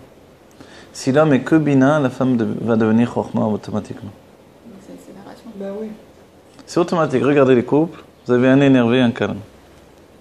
C'est rare qu'il y ait autre chose. Deux énervés, ça ne tient pas beaucoup de temps. Même dans deux énervés, il y en a toujours un plus calme que l'autre. Ça va? J'ai fait une pizza avec ma fille, je vois un couple de Français, ils ont des petits comme ça, d'une nervosité mais extrême. Mais les deux. Alors le mari dit, mais enfin pourquoi tu cries? Mais elle était hors d'elle. Et lui il crie pour lui dire, pourquoi tu cries? C'est très loin de la calmer. J'ai dit, bon, on n'est pas sorti de l'auberge. Donc, dans un premier temps, cette action alcool ou drogue va permettre à l'homme de revenir vers sa chokhmah, premier temps. Oui. Et le deuxième temps? Deuxième temps, c'est que le lendemain, il est à la panim. C'est la chokhmah, c'est son système pour rentrer. Ça ne peut pas l'aider à y retourner et à s'y retrouver et à s'y asseoir. Non, je vais vous dire comme ça. Non. Alors, on va dire comme ça. La drogue, l'alcool, ce que vous voulez. C'est un problème de la génération. Les jeunes à l'école apprennent la drogue. Il y a même des jeunes parents qui fument et qui droguent, les jeunes parents. C'est très violent leurs enfants. En Israël, c'est un fléau. Je ne sais pas en France aujourd'hui, mais certainement que oui. En France, ils ont aujourd'hui, ils prennent, c'est même plus une drogue, c'est des produits chimiques. Et ça se développe de plus en plus. J'ai écouté ça il y a quelques temps. C'est très dangereux. Il y en a de plus en plus dans les boîtes. C'est ce qu'ils font aujourd'hui. Le pourcentage a triplé, je crois. Ça désinhibe aussi Mais c'est quoi ça? Bon, attendez, je vais expliquer. Je vais juste expliquer quelque chose. Le but de tout, que ce soit chokhmah ou bina, c'est d'atteindre le keter. D'accord? Oui. L'homme, il n'est pas capable de fournir une bina suffisante pour dévoiler le keter. On a dit que la bina elle-même, elle atteint le keter en passant par la chokhmah. Elle atteint le yichud avec la chokhmah, donc du coup elle obtient sa tranquillité, et elle dépasse, comme elle est active, elle dépasse la chokhmah et s'installe dans le keter. Ok? Voilà. Donc le but de l'homme qui n'arrive pas à s'en sortir dans le monde, il s'affole, C'est-à-dire, il y a des hommes, on les voit, ils n'ont aucune tranquillité, ils sont en mouvement comme ça. Voilà, même quand ils conduisent comme ça. Même quand ils marchent, ils marchent, ils ne savent pas encore où ils vont, mais ils sont en train de marcher. C'est-à-dire que, qu'est-ce qui se passe? Il est affolé, Le monde, c'est une terreur, en réalité. Il ne l'avouera jamais parce que... Ouais. Mais il est terrorisé par le monde, quoi. Alors, donc en fait, s'il ne se donne pas ces moments où il prend soit de la drogue, soit de l'alcool, soit je ne sais pas quoi, ou son film pour l'abrutir, voilà. Il ne peut pas évoluer intellectuellement. Voilà. Non, parce que le monde n'a pas été mis en route dans ce côté-là. L'idée est que j'étudie même à l'université jusqu'à tel âge et après c'est fini. Quand j'ai un métier intellectuel, tant mieux. Tant mieux, bien qu'au départ c'était pas la bracha de la Torah, on souligne quand même. Parce qu'on devait garder notre intellect pour la Torah. Mais à tout prendre, c'est-à-dire une personne qui n'est pas du tout intellectuelle, ni dans la Torah, ni dans rien du tout, il vaut mieux qu'il soit intellectuel, c'est sûr. Mais au départ, quand on dit qu'on gagne la vie à la sueur de notre fond, au travail de nos mains, par le travail de nos mains, c'est-à-dire que je ne dois pas prendre un métier intellectuel, justement, pour garder mon intellect pour Dieu. Vous voyez? Donc, l'idée est que si je travaille mon intellect, je peux toujours m'en sortir. Qu'en est-il de tous ceux qui ne travaillent pas leur intellect? Et c'est la grande quantité de l'humanité. Parce qu'ils sont occupés à survivre. Voilà, alors qu'est-ce qu'on leur donne en attendant pour les calmer? Des films, des jeux vidéo, des trucs. C'est-à-dire l'image de la chorma est remplacée par ça. Le chorma, c'est ça. Ouais, le téléphone, tout ce qui est visuel. Ça préfigure la Géoula où tous les dévoilements vont être visuels, mais en attendant, c'est leur chorma, ils ont un kit chorma. Mais le chorma, quand le film est terminé, c'était un beau film, etc. Puis, s'ils sont très fatigués, ils vont dormir. Et c'est fini. Il n'y a pas une recherche personnelle de se renouveler, d'avancer, d'évoluer, de comprendre à nouveau. Tout ça, c'est la richesse de l'homme. C'est le niveau le plus élevé de tous les plaisirs. Comprendre à un niveau plus élevé encore, et encore plus élevé, encore plus élevé. Au-delà de la musique, au-delà de la peinture, au-delà de tout, il y a le fait de l'intellect. C'est comme ça, c'est défini par le Rabbi Rachab dans Contrat Soumayan. Donc, mais les hommes ne sont pas dans cette vie-là. C'est terminé. Les hommes vivent dans une autre vie. L'Eitaskut, depuis la Bina vers la Malchut. Bina, Malchut, ils sont dans un système établi qui recommence. Et en dehors de ça, ils sont dans la panique constante. Donc le Shabbat, comme il n'y a pas de télévision, qu'il n'y a pas de film, alors il n'y a pas de cigarette. Alors voilà. Donc effectivement, les hommes qui sont habitués à fumer pas que des cigarettes, etc., le Shabbat, effectivement, ils boivent. Et quand ils viennent au Farbrengen, qui originellement est organisé pour une Idva d'autres Hassidés, ça tourne finalement en moyen de retrouver sa Voilà. rochma. Il ne la retrouve pas. Il la retrouve pas. Au contraire, là, ils dévoilent leurs bêtises. Voilà. On a dit, ce que l'homme recherche dans la chorma inconsciemment, c'est justement l'inconscience. Vous avez entendu, le lâcher prise que la chorma lui donne pour atteindre le keter. Donc ce qu'il veut, c'est être à la panim, voler, quoi. Voilà. Être en dehors des occupations du monde. Et certains ont pu faire, il y a des grands peintres ou dessinateurs qui ont pu transformer ces états-là en travail. C'est-à-dire, il y a des peintres qui, s'ils n'étaient pas sous, ils n'étaient pas capables de fournir un tableau correct. Ouais. C'est vrai. Il y a eu un grand dessinateur qui s'appelle Moebius. Il a pris, quand il était jeune, des champignons hallucinogènes. Et ça, toute sa vie, il a utilisé finalement le corps de la force de création que ça a occasionné pour lui. Donc, certains ont pu s'en sortir en générant finalement en installant. Ils avaient une passion qui était Voilà, ils avaient déjà une passion à la base dans laquelle ils ont intégré ce qu'était, c'est-à-dire cette Shfirat HaKelim en d'autres termes. La Shfirat HaKelim à laquelle ils vont accéder, c'est une Shfira qui leur donne d'être totalement libérés. Mais quand ils reviennent dans la réalité, la Shfirat HaKelim, elle s'est introduite dans leur réalité. Et dans la Bina, elle devient un Kli. Elle devient elle-même une vitalité intégrée qui fait qu'ils sont sur les nerfs du matin au soir. Donc de là, ils sont sur les nerfs avec la femme, avec les enfants, etc. etc. Il y a des solutions. Alors, la solution, évidemment, elle est toute donnée pour la génération. L'Admor HaZaken a dit, viens, je te prends par la main, tu viens étudier avec moi. Je décide de faire de toi Chez l'Admour HaZaken, il ne suffit pas d'être un élève. Le but, c'est pas de comprendre une chose, ou deux choses, ou trois choses, c'est de tout comprendre. Quand on voit qu'il faut tout comprendre, et c'est pour ça que le Rabbi a dit que quand il y a des cours qui sont donnés sur le Sefer HaTanya, les gens commencent et ils ne continuent pas. Ouais. Dans l'ordre. Alors le Rabbi dit pas de passer par Shara Yichud Ve'emunah d'abord. Parce que quand on commence le Tanya, l'Admour HaZaken pose des questions auxquelles finalement il ne répond pas immédiatement. Or, la plupart des gens, confrontés au fait que les questions ne sont pas, n'ont pas leur réponse immédiate, ça sous-entend, tu dois tout comprendre avant de recevoir la question, la réponse à ces questions. Et ça sous-entend un chemin long et court, c'est-à-dire un investissement. Donc quand on nous demande de nous investir sur une longue période, la plupart des gens décrochent. Parce que le monde de Esav, c'est un monde de Tochal vetishte ki machar tamut. Vous vous rappelez? Machar namut. Ouais. Voilà, oui. Bois et mange parce que demain tu vas mourir. C'est Esav. Ça vient de Caïn. Caïn dit l'essentiel c'est ce que je vis là maintenant tout de suite. Après on verra bien. Evel lui dit non. Evel c'est l'esprit qui s'est propagé dans l'extrême-orient, au Tibet, etc. Ces gens qui ont le temps de vivre. Ils ont décroché du monde social européen. Ils sont rentrés dans un mode de vie basé sur la contemplation, la méditation. Et Caïn, c'est quoi, lui Caïn, c'est l'autre côté, justement, c'est les Gvurot. Oui, ça c'est Chokhmah, ça c'est Bina d'un autre côté. Caïn, lui, non, il faut faire, l'essentiel c'est ce monde-ci. C'est un constructeur. La Bina, c'est un constructeur.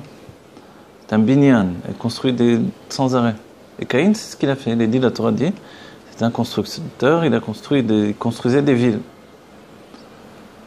C'est difficile parce qu'en fait, aussi, ça part sur des bases qui sont réelles. C'est-à-dire que ce qui est important, c'est ce monde-ci. C'est aussi ce qu'on dit. Ce qui est important, c'est de vivre le présent, c'est aussi ce qu'on dit. Mais c'est déformé. Non, c'est déformé faux. C'est-à-dire ce qui est important, c'est ce monde-ci. Après, ça devient, il n'y a que ça qui est important. Et ce qui est important, c'est de vivre le présent. Après, il n'y a que... ce qui est important, c'est de vivre maintenant le présent, de faire plaisir tout de suite, parce que voilà. Et à chaque fois, la vérité est légèrement déformée et plus ça tourne. Regardez, on est tous confrontés à ça. Les coachs également se confrontent à ça. Les gens veulent tout et tout de suite. Vous entendez les coachs, le peu que j'ai entendu, ils disent ne crois pas que ça va venir tout de suite, attends, investis de l'argent, mets de l'argent de côté avant que tu puisses faire quelque chose. Ok, mais dans les générations passées, les gens vivaient comme ça, ils avaient le temps. Dans la Gemara, on parle de celui qui plante un caroubier, qui va mettre 40 ans avant qu'il pousse et qu'il donne des fruits. Voilà, alors, combien 70 ans. Ah bon, 70 ans, encore plus. Ben voilà, il ne le met pas pour lui, alors voilà. Voilà. Donc il le fait pour ses enfants, ses petits-enfants. Mais est-ce que les gens vivent comme ça encore? Non, personne ne vit comme ça. D'un autre côté, c'est tant mieux parce qu'on est la génération de la Géoula. Mais vous savez, moi, quand je pense pourquoi on a plus de patience là maintenant, je crois que c'est le Rabbi qui nous a mis dans cette étape. Oui, forcément. Nous, dans le... Et on voit que ça ne vient pas, on va carrément. Effectivement. Ouais. Le Rabbi nous a mis sur... Oui, non, bien sûr, oui. Je vis avec une grande impatience pour tout. Oui, le Rabbi nous a mis en état. Parce que le Rabbi éveille notre âme animale, laquelle veut tout de suite avoir... c'est un désir d'avoir du plaisir, donc c'est immédiat. Oui, c'est l'enfant qui est en nous. Alors c'est pour ça que nous, on intègre d'autres notions. On intègre d'autres notions qui nous apprennent dans la Torah même du Rabbi. C'est-à-dire que le Rabbi, on apprend à le découvrir sous tous ses aspects. Si on vit qu'avec un seul aspect du Rabbi, on est en difficulté. Il faut tous les aspects du Rabbi pour comprendre l'édifice que le Rabbi a mis en place. Parce que le Rabbi a parlé également à plusieurs personnes. Pour certaines personnes, immédiatement la Géoula, etc., il y a des gens qui sont totalement endormis aussi. Avant de s'éveiller à l'idée que la Géoula est là, etc., le Bimera Veyamenu, truc machin, oui, c'est une idée, on a très... Voilà, donc la Géoula est quelque chose de très lointain. Le Rabbi, ce qu'il a voulu essentiellement, c'est la provoquer dans notre génération. On est toujours la même génération. Et pour ça, il fallait le côté immédiat. Le côté immédiat entraîne également le fait de dire qui est Mashiach. Par avant, on vivait sans savoir qui était Mashiach également. Donc si on dit la Géoula maintenant, mais il faut un Mashiach dans ce cas-là. Alors cherche qui est Mashiach? Ah, mais c'est toi Mashiach. Ah, voilà, tu as la Géoula, la génération de la Géoula, tu as le Mashiach. Allez, vas-y, rentre en Géoula. Alors, vas-y, rentre en Géoula. Troisième niveau, on va dire, mais qu'est-ce qui provoque la Géoula? Ah, alors assieds-toi, viens, on étudie. À nouveau, c'est un chemin long et court. C'est-à-dire, on a l'impression que c'est un chemin court qu'il nous propose, mais non. Et tu n'oublies pas que c'est la Chassidut Rabbah, c'est un chemin long et court. Ça va être court, dès qu'on va vraiment voir la chose, on rentre dedans. On a tendance à prendre du temps de se mettre en place, et nous, on se transforme en attendant. Cette transformation humaine, elle nous rend meilleur un cli beaucoup plus mourcha, beaucoup plus raffiné pour recevoir la Géoula. Donc il est évident que combien plus on va l'apprécier. Pas parce que juste on l'a attendu longtemps, mais parce qu'on est beaucoup plus dans un état qui est capable d'identifier la qualité de la Géoula. Parce que vous pouvez avoir un cadeau immense et puis vous en profitez pas. Il y a des gens qui sont nés riches, ils s'en fichent de tout. Un jour ils ont tout perdu, ils commencent à se dire ah, mince, tout ce que j'avais quand même. Et comme ça même avec la proximité des gens qui sont avec nous. Là. Tu ne profites pas de la personne et après que Dieu préserve, elle n'est plus là. Alors non. Il faut apprendre, donc de plus en plus, on est en train de se positionner pour la Géoula. La Géoula est venue, elle est là, elle sera là. Elle est dans les 3 temps de Dieu. Il était, il est, il sera. Donc la Géoula est dans cet ordre-là. C'est-à-dire quand le Rabbi dit elle est déjà là, et le Rabbi nous dit Olam Shekvar Ba, Olam Haba, Olam Shekvar Ba, elle est déjà venue en réalité, elle sera là puisque ça s'appelle le monde futur. Les 3 niveaux, c'est un dévoilement divin. Donc nous, à nous de rentrer dans ce dévoilement divin. Ah, il y a la barrière de Shem Elohim. Alors, c'est là où on doit découvrir comment transformer cette barrière en réceptacle. C'est plus une barrière, ça doit devenir un réceptacle. Et c'est sur ça qu'on travaille. Puisqu'on fait plus de séparation entre le monde et le divin. Non, on doit vivre le divin au sein du monde. Mais ça n'a jamais été fait. Quand Abraham Avinu est venu au monde, les gens cherchaient Dieu dans le monde. C'est-à-dire, ils cherchaient le spirituel dans la matière, mais ils perdaient Dieu. Et lui a dit, vous ne pouvez pas trouver Dieu, puisque Dieu est tout. Comment l'identifier? Mais eux, ils voulaient à tout prix identifier quelque chose. C'est un arbre, c'est une fleur. Lui-même a fait ce cheminement-là. Pour arriver à la conclusion, je ne peux pas identifier Dieu, il est tout. Mais les hommes, tout, c'est rien pour les hommes. Donc en fait, aujourd'hui, on a la même problématique. Tout, c'est rien. Tout, ça veut dire quoi? Donne-moi quelque chose. Ouais. Mais je te donne tout. Tout est à toi. Et la même chose pour la terre d'Israël. Elle est tout entière à toi. Ah bon? Elle est tout entière à toi? Mais moi, je veux juste un petit coin pour habiter, quoi. Mais je t'ai donné tout. Tu veux... En fait, la notion du juif, c'est qu'on lui a transmis tout. Comme il a tout reçu, il ne sait pas comment faire pour intégrer ce qu'il a reçu. Et la même chose, on nous a transmis la Géoula aujourd'hui. Comment l'intégrer dans notre personnalité, dans notre conscient, dans notre inconscient, dans tous les niveaux. Et le but aujourd'hui, quand on dit les Kabel Pnei Miachir Tzidkenu, donc c'est le sens de notre vie, le Rabbi dit tous les sens, tous les buts précédents sont terminés. On a tout atteint, on a tout terminé. Maintenant, il y a un seul but. Les Kabel Pnei Miachir Tzidkenu, Ine Mashiach Ba. La prophétie est là. Elle est un peu moderne, elle est différente. Mais voilà, Ine Mashiach Ba, c'est une prophétie. Voici, le Mashiach arrive. Pourquoi 2 fois? Parce que c'est le temps. C'était un seul Iné Mashiach Ba. Ça va plus vite que Iné Mashiach Ba. Donc en fait, il y a aussi le fait du Natelion, d'Atarton, et de tous les niveaux de un Makif, un Pnimi, Sovev Kolalmin, il rentre dans Memale Kolalmin. Donc en fait, voilà, le Mashiach arrive, mais il arrive dans tous les niveaux de dévoilement. On doit comprendre que le Mashiach aujourd'hui doit se dévoiler dans tout. Et comme il doit se dévoiler dans tout ce qui existe, c'est à nous aujourd'hui de l'intégrer dans tout ce qui existe. C'est-à-dire qu'on doit être capable de reconnaître la Géoula dans la plus grande galoute également. Et c'est là où la plupart d'entre nous, on étudie, etc. Mais quand il y a une galoute, c'est-à-dire une difficulté au quotidien, on ne reconnaît plus la Géoula. Or, on doit découvrir la Géoula et la Eloko, Dieu également dans tous les niveaux de vie présents. D'accord? Donc le but de notre génération, c'est les Kabel Pnei Mashiach Tzidkenu, c'est le sens donné à notre vie dans notre génération, et ça veut dire finalement d'être dans un système, un niveau de panim. Panim, c'est pnim, intériorisé. Mais si les gens sont extériorisé dans le sens de chitzonim. Chitzonim, au départ, c'est le nom qu'on donne aux forces du mal, à l'extérieur. Pnimi, c'est la kedusha. Mais on appelle chitzoni et pnimi également des hommes par rapport à leur comportement. Un homme chitzoni, c'est quelqu'un qui est superficiel. Un homme pnimi, c'est quelqu'un qui réfléchit dans tout ce qu'il fait. Donc on va dire, pour recevoir pnei mashiach tzidkenu, il est évident qu'il faut être pnimi. L'Admor HaZaken a dit, Chabad doresh pnimiut. La chassidut Chabad demande de la pnimiut. On va dire, c'est quoi la pnimiut? La pnimiut, c'est la chorma. Et malgré que la bina est essentielle, puisqu'il faut de la hitbonenut, sans laquelle on n'agrandit pas les kelim que l'on a reçus, alors en réalité, s'il n'y a pas la chorma, la bina, elle va pédaler dans la semoule, on va dire, entre guillemets. Elle va pédaler où? Dans la semoule. Ceux qui font le couscous. Ça veut dire qu'elle va s'agiter en vain. C'est Don Quichotte avec les moulins avant. Ça ne sert à rien. Ce combat qui est engagé, il ne sert à rien du tout. Parce qu'en réalité, tu ne sais pas du tout où tu vas. Tu travailles au hasard. Et de travailler au hasard, ce n'est pas ce qui peut intégrer de recevoir Pnei Mashiach Tzidkenu. C'est Pnim, c'est-à-dire que je dois considérer, savoir ce que je fais. Et ça, c'est nouveau. Parce que, alors on revient à notre époque en particulier, et on revient à la situation que l'on a dit tout à l'heure, les gens sont habitués à subir les choses. C'est-à-dire que passer la période de l'école, de l'université, etc., et dans le peuple juif, c'est pas non plus les niveaux universitaires les plus élevés. En même temps, il y a des gens très élevés au niveau de la science, etc. Mais ceux-là, ils n'ont pas forcément à voir avec Torah et Mitzvot.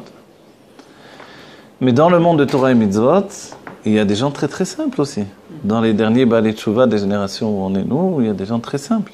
Des gens qui ont des fois aucun niveau scolaire ou un niveau scolaire très réduit. Et quand ils découvrent la Chassidut Chabad, on leur demande de fournir un travail intellectuel, alors tout de suite, c'est pas ce que j'avais envisagé. C'était pas dans mon budget, c'est pas dans mon temps, c'est pas dans mes possibilités. Donc en fait, c'est là où c'est une difficulté. Voilà. Et cette difficulté-là, alors il faut, pour la contrer, générer ce qui s'appelle Chashivut Ha'inyan. Et c'est pour ça que la Chassidut Chabad parle beaucoup d'elle-même. Chassidut Chabad explique souvent la Chassidut Chabad. Je crois que c'est la Chassidut qui s'explique le plus. Elle parle tout le temps de la Chassidut Chabad elle-même. On va dire, mais pourquoi? Viens l'étudier, c'est tout. Pourquoi parler tout le temps de la Chassidut elle-même? Parce qu'en fait, elle doit générer sans arrêt la Chashivut Ha'inyan, l'importance de la chose, sans laquelle on décroche. Et on voit des gens qui ont des limites, jusqu'à tel degré ils ont étudié, après ils décrochent. Et on voit que la différence, c'est ceux qui vont tenir à la longue, et chez les enseignants, et chez les élèves. On a compris l'importance de la chose, mais combien d'élèves vont aller jusqu'au bout, puisque c'est un chemin long et court. Court, c'est qu'en finalité, en définitive, l'élève va se découvrir. Il va comprendre qu'il est capable lui-même de gérer sa vie par la compréhension. Gérer sa vie, c'est intégrer le divin au quotidien, chaque jour. C'est déjà être en face de l'Ekabel Pnei Mashiach Tzidkenu. Vous voyez, quand le Mashiach arrive, c'est pas il m'arrive dans le dos. C'est qu'il m'arrive face à face. Je suis configuré pour être un clé pour le dévoilement de la Géoula. À ce moment-là, on arrive à ce premier niveau de la révélation de la Torah, de vraiment la fusion totale entre le corps et l'âme divine. Exactement. C'est ça. Oui.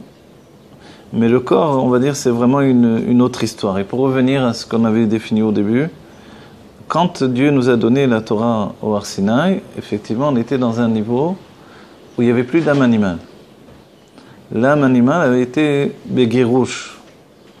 Puisque le propre d'un mariage des fiançailles, c'est que maintenant, dès qu'on a installé un choix du khatan et de la kala, c'est terminé. C'est-à-dire, la femme est Mekoudeshet, elle est maintenant séparée de tous les autres hommes pour lui. Oui? Et normalement, lui aussi par rapport à elle. Ok? Donc, dès ce moment-là, ils sont liés l'un à l'autre. Et c'est le premier état. Donc, il n'y a pas d'âme animale. L'âme animale, c'est d'avoir un désir d'autre chose. Tout à coup, il y a eu la faute du veau d'or, où l'âme animale est venue de l'extérieur. Elle est venue par le biais du Erev Rav, c'est-à-dire depuis l'inconscient, puisque les sages le Harizal nous dit, et le Zohar, que finalement c'est, on va dire, le côté de l'âme inconsciente de Moshe Rabbeinu, de Evel, qui est venu par le biais du Erev Rav, sous-entendu que l'inconscient nous a rejoints. Et l'inconscient, il avait en lui l'âme animale encore, par le biais du Erev Rav. Et cette âme animale nous a donné de briser les premières tables de la loi, c'est-à-dire de briser le corps de Géoula que l'on avait établi, la fusion entre l'âme et le corps dans un état de Géoula. On était immortel, on ne vieillissait plus, on n'avait plus de maladie, on avait atteint un niveau de Géoula. Mais le monde n'était pas en Géoula. Et le travail de la Torah, à partir de notre Géoula personnelle, était de mettre le monde en Géoula. Or, le monde n'a pas eu la patience d'attendre. On était dans un niveau de Géoula. Non, en Matan Torah, on était dans un niveau de Géoula. Ah oui, on était revenu au niveau d'Adam Arishon avant la faute. Donc, on était en Géoula. Mais le monde, lui, n'était pas en Géoula encore. Il y avait les autres, puisqu'il y a eu les Erev Rav qui a eu la possibilité de penser autre chose que la Kedusha. C'est-à-dire que le Erev Rav n'était pas du tout en Géoula. Donc le peuple juif était en Géoula, et le travail par la Torah et les Mitzvot, c'était de mettre le monde en Géoula également. Or, on n'a pas eu le temps. La faute du Vaudor a entraîné le désir de retrouver l'âme animale. L'âme animale revient dans notre vie, et tout à coup, c'est une chute terrible. Et la Torah qui nous est donnée, c'est une Torah en rapport avec cette âme animale. Donc du coup, il y a le mal, le voleur, le tueur, le ci, le da, le violeur, et voilà. Et c'est reparti. Il n'y aurait pas eu de Gemara, évidemment, puisque la base de la Gemara, c'est tout ça. Il n'y aurait eu que la Pnimiut Torah dans les premières Luchot. Il y aurait eu un monde de bien absolu. Mais généré par notre travail. C'est-à-dire que le monde n'était pas un monde de bien absolu. Sinon, il n'y aurait pas eu de faute du Vaudor. Donc après la faute du Vaudor, on rentre dans les kélim que nous connaissons. C'est ça, nous on est toujours... Voilà. C'est-à-dire, on a effectivement une âme divine qui est soudée à notre corps, mais elle fonctionne par l'intermédiaire de l'âme animale et de l'âme intellectuelle. Auparavant, non. C'était une âme divine qui est soudée à notre corps, qui fonctionne juste par une âme naturelle, tivite, et c'est tout. Donc on était parfait. Donc on a intégré l'imperfection pour devenir finalement un Baal Tshuva. Un Baal Tshuva, c'est celui qui s'élève au-dessus de ses capacités. C'est ça la Tshuva. La Tshuva, c'est m'élever au-dessus de mes capacités par le dévoilement de l'intériorité de mon âme. Et par le fait, du côté de la Bina, de dévoiler des forces inconscientes très élevées. Des forces cachées de l'âme. C'est le but de la Tshuva. Donc d'après l'Admor HaZaken, on devrait tout le temps être en Tshuva. Autrement, il n'y a pas de travail. Donc la Tshuva, c'est pas juste relié au fait de faire des fautes ou pas des fautes. Et l'Admor HaZaken dit qu'en réalité, il n'y a aucun lien entre la Tshuva et les fautes. Les fautes sont juste un électrochoc pour me dire où je me trouve. Et voilà, tu as chuté parce que tu étais à ce niveau-là. Mais en dehors de ça, ton désir est très élevé. Il faut mettre ta vie au degré de ton désir. Et là, c'est un point nouveau là, que l'on met en avant pour expliquer. C'est-à-dire que le désir des hommes est très élevé en réalité. Au début du monde, c'était déjà comme ça. Les hommes qui sont venus sur la terre étaient géants parce que leur désir était un désir géant. Leur âme était géante également. Ces hommes-là, c'était nous. Et on avait un désir de vivre avec une femme pour le plaisir, une femme pour enfanter, un monde de bien-être absolu. Le monde n'avait pas besoin qu'on le travaille, les fruits, la nourriture était abondante. C'était le Gan Eden, malgré qu'on était sortis du Gan Eden. Oui, mais pour nous, c'était pas ça, le Gan Eden. D'accord ? Mais nous, on était dedans. Nous, à cet état égoïste du moment, on vivait, c'était nous-mêmes. On vivait comme ça, on était heureux. Alors on va dire pourquoi Dieu a entraîné le déluge finalement. Parce qu'on a commencé à se dénaturer. Se dénaturer, c'est que le plaisir personnel est devenu un plaisir égoïste, et du plaisir égoïste, il est devenu un plaisir destructeur. On a commencé à détruire le monde que Dieu avait créé, à le dénaturer. Alors Dieu a envoyé le déluge pour purifier le monde de nouveau. Donc c'est-à-dire que l'impureté est venue de l'égoïsme personnel. À cause du fait qu'il n'y avait pas de travail à faire. Voilà, du fait que tout était gratuit. Donc on n'avait aucune notion de l'importance des choses, donc tout était facile et on n'avait qu'une recherche du plaisir immédiat dans l'abondance la plus grande. sans respecter l'autre, tout simplement. Hein. L'autre et Dieu, évidemment. Quand ton plaisir à toi te satisfaire parce que toi, t'es important et toi, plus que toi, l'autre, il existe même. Voilà. Le plaisir de l'autre, c'est pas grave. Donc Dieu a envoyé le déluge. Ça va vite. Et on repart à zéro avec une nouvelle famille qui est la base, Noah et ses enfants et tous les animaux de la terre. On repart à zéro, le monde se repeuple à nouveau. Et tout à coup, on vit dans une autre pensée a priori. Donc les hommes recommencent à vivre. Le monde, lui, il repart à zéro, c'est-à-dire que le monde maintenant doit être travaillé. C'est-à-dire que les plaisirs vont s'obtenir par un travail. Mais d'entre les choses, les âmes sont revenues, les mêmes âmes sont revenues avec une mémoire également. Et on dit que les hommes de la tour de Babel avaient retrouvé les pierres sur lesquelles les géants avaient tout gravé, toutes leurs histoires. Et ils ont retrouvé finalement, puisqu'on avait la Shon HaKodesh, l'usage des noms divins qui permettait d'obtenir tout ce qu'on voulait. Donc de nouveau, ils ont replongé dans les plaisirs du monde, des plaisirs totalement déconnectés de la soumission au Créateur. Et ils se sont dit, mais le Créateur à nouveau, il va réagir. À nouveau, il va réagir, le Créateur. Alors on va faire une tour et on va capturer le Créateur. C'est là que c'est la rébellion de l'essence contre l'essence.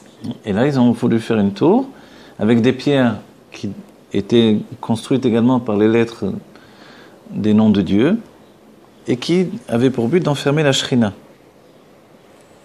La Shrina ne va pas arrêter de se retirer maintenant. On va la ramener, elle va rester avec nous, elle va nous apporter l'abondance. Vous voyez, nous, en Eretz Israël, on subit le lien direct avec la Shrina. Donc au quotidien, c'est à la panim, c'est difficile dans la parnassa, c'est difficile dans toute chose. Donc les hommes se sont dit, cette difficulté d'avoir affaire directement avec la Shrina, c'est trop de privation au quotidien. Venez, on enferme la Shrina, on va tirer d'elle tout ce qu'on veut. Et ils étaient capables de le faire. C'est pour ça que Dieu est intervenu, c'est-à-dire le fiancé de la Shrina est intervenu et même la Bina en fait, la mère est intervenue. Et Dieu a mélangé toutes les langues, c'est-à-dire il a dissocié les lettres, les pierres. Il n'y avait plus la Hitbonenut basée sur la Shon HaKodesh. Et il y a eu les héritiers de la Shon HaKodesh, ça a été Avraham Avinu, qui a donné l'héritage, Shem également, Shem Vever, qui ont donné l'héritage de la Shon HaKodesh. Et qui ont transmis cette connaissance des mondes divins, etc. On peut poser une question simplement, pourquoi ce monde est fait? Puisque les hommes ont eu tout ce qu'il fallait, etc. C'était quoi le but du monde? Le but du monde, c'est de connaître Dieu dans le monde. C'est de vivre avec Dieu au sein d'une réalité qui, elle, me prouve a priori qu'il n'est pas là. Quand j'ai des galères au quotidien, quand ça va mal, quand c'est difficile, quand je suis dans les administrations, etc., Dieu, il n'est pas là a priori. Mais pourtant, Dieu, il est là également dans tout ça, quoi. Simplement, on n'est pas toujours d'accord avec ce qu'il veut. On n'est pas toujours d'accord avec ses décisions, mais il est là. Et en Eretz Israël, on a affaire à Dieu directement. En Chutz La'aretz, on a affaire à Dieu par le fait des patrons de Chutz La'aretz, qui sont les Sarim, les anges protecteurs de chaque nation.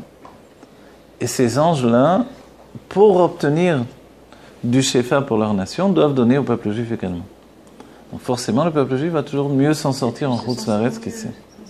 Parce qu'il n'a pas affaire à la Shrina directement. La Shrina, c'est Dieu à titre individuel. En Eretz Israël. Non, on est un peu dépendant de...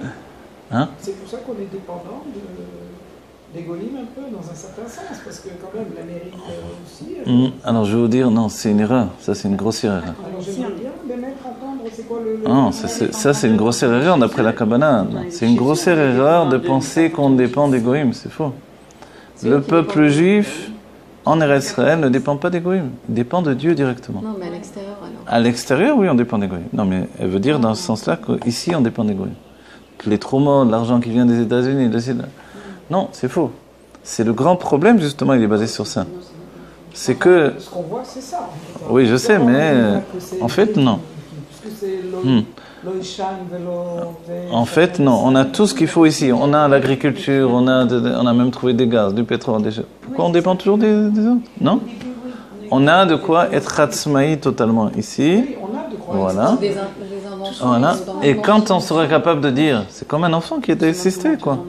À un moment, il dit, écoute, ne m'aide pas, je vais m'en sortir toute seule. Ça va être difficile, mais je vais m'en sortir. Or, les moments difficiles sont passés en réalité. Donc, le peuple juif doit être capable de dire, en tout cas, disons, la Kabbalah nous explique que la politique devrait être comme ça. C'est ce que je veux vous dire, que la politique devrait être en Eretz Israël, j'ai affaire avec Dieu uniquement. Il n'y a pas de problème de politique, de gouvernement, de politique extérieure, c'est faux. Ça peut aller si on était en Chutz La'aretz. Alors oui, si on était en Chutz La'aretz, il fallait effectivement faire en sorte de trouver un équilibre dans tout ça, comme le peuple juif l'a toujours fait.